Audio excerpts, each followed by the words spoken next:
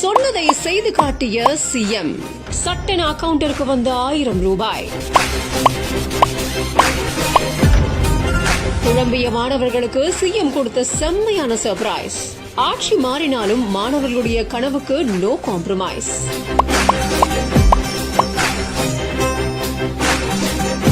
தமிழ்நாட்டுடைய முன்னாள் முதல்வரும் திமுக கட்சியோட தலைவருமான திரு மு.க. ஸ்டாலின் அவர்கள் தமிழ்நாடு அரசு பள்ளிகள்ல 6லிருந்து 12ஆம் வகுப்பு வரை படிச்சு உயர்கல்வி போகக்கூடிய மாணவர்களுக்கு மாதந்தோறும் 1000 ரூபாய் உதவித்தொகை வழங்குற திட்டத்தை கொண்டு வந்தாரு. தமிழ் புதல்வன் திட்டம் மூலமா பல மாணவர்கள் பயனடைந்த நிலையில இதுவரைக்கும் சுமார் 9.83 லட்சம் பேர் வரைக்கும் பயனடைஞ்சிருக்காங்க. தமிழக வெற்றி கழகத்துடைய தலைவரான விஜய் அவர்கள் சிஎம் பொறுப்பேற்றதுக்கு அப்புறமா இந்த புதிய ஆட்சியினால மாதந்தோறும் வரக்கூடிய அந்த 1000 ரூபாய் உதவித்தொகை வருமா வராதா அப்படிங்கிற குழப்பத்தில் இருந்தாங்க மாணவர்கள்.